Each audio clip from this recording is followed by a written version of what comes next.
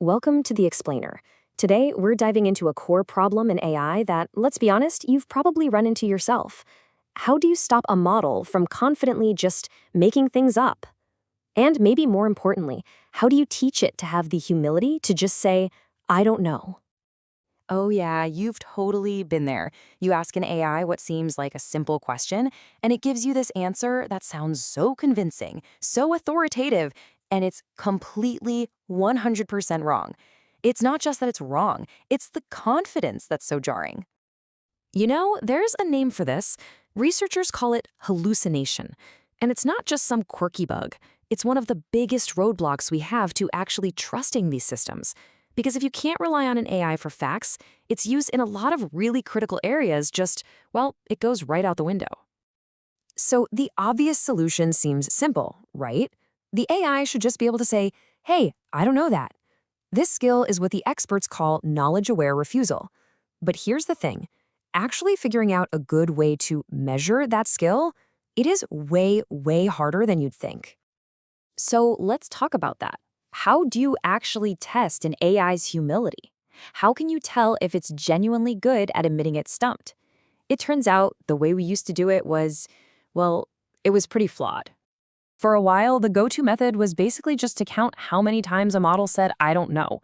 But that's a terrible way to measure this. Why? Because you can super easily game that number just by changing a few words in the prompt, which tells you absolutely nothing about the model's real built-in ability to know its own limits. See, what we really need is a metric that doesn't get fooled so easily. We need something that's stable, that gives you consistent results, and that measures the actual skill of refusal, not just how often it happens. It needs to look past the surface, whether a model is being cautious or chatty, and get to the core of whether it truly knows what it knows. And that leads us to this really brilliant new idea from some researchers. It's a new metric called the Refusal Index, or RI for short. And believe me, it tackles this problem from a completely different angle. So here's the secret sauce. The Refusal Index doesn't just count refusals. Instead, it measures the connection, the statistical correlation between two key things: the chances the model will refuse to answer a question, and the chances it would have gotten that same question wrong if it had tried. A high RI score means the model is great at refusing the exact questions it was going to fail anyway. And this is the fundamental insight. A smart refusal isn't random, it's targeted. The model should get more and more likely to say, I don't know, as the questions get harder for that specific model. And that is exactly what the Refusal Index is built to measure. So how in the world do you calculate this? Well, the method is actually beautifully simple. It's a two-step process. First, you just ask the model a bunch of questions and let it say, I don't know, whenever it wants. Then, for the second pass, you go back only to those questions it refused, and you force it to answer. By comparing the two sets of results, you can see if it was right to be hesitant in the first place. And the results of this approach? Wow, they really speak for themselves. Just look at how incredibly stable the Refusal Index score is. While other metrics are all over the place, their scores swinging wildly if you just change the prompt a little, RI is rock solid. We're talking about 70% less variability, which proves it's measuring a real internal skill. Okay, so we have this powerful new tool. What happens when we actually point it at the biggest language models out there today? Well, the results are genuinely surprising, and they kind of turn what we thought we knew on its head. All right, first big finding. Being a know-it-all does not mean you know when you're out of your depth. The research found that a model's overall accuracy, how many facts it gets right, has almost nothing to do with how good it is at refusing questions it can't actually answer. And the data on this is just crystal clear. This number you see, R squared, it's a way to measure how linked two things are. A 1 would mean they're perfectly connected. What we see here is 0.235. That's basically no connection at all.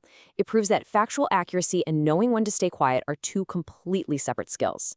So if it's not the model's size, and it's not how smart it is in general, then what's the biggest predictor of a good refusal skill? Well, this chart tells the whole story. It really comes down to the model's family, which company or research group actually built it. You see these really clear trends. Some families, like Anthropic's Claude models or Alibaba's Quen models, consistently get high scores on the Refusal Index. Meanwhile, others, like Google's Gemini and OpenAI's GPT 4.1, tend to score lower. This suggests the secret isn't just about raw power.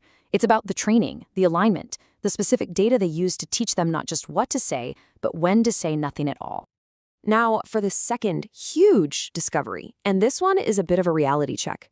It turns out that this skill of knowing when you don't know something, it's incredibly fragile. It's not this robust thing that models can just apply everywhere. It breaks down pretty easily. Here's what that means. Models are pretty decent at refusing when they have some clues to work with. Like when a question contradicts something it learned in training, or a prompt is clearly trying to trick it. But if you take those clues away and ask a question where the answer is truly, genuinely unknowable, their refusal ability just collapses. So, where does that leave us? What's the big takeaway here? What does all this mean for the future of building an AI that we can actually count on? Why this matters so much is that the refusal index isn't just another score. It's a whole new way of looking at and evaluating these models. It pushes us past asking, is the AI right? And forces us to ask, does the AI know when it might be wrong? It's a way to measure a kind of self-knowledge, an intellectual humility that is absolutely crucial if we ever hope to build real trust. And really, that leaves us with this final, big question. For years, the race has been all about making AI more and more knowledgeable.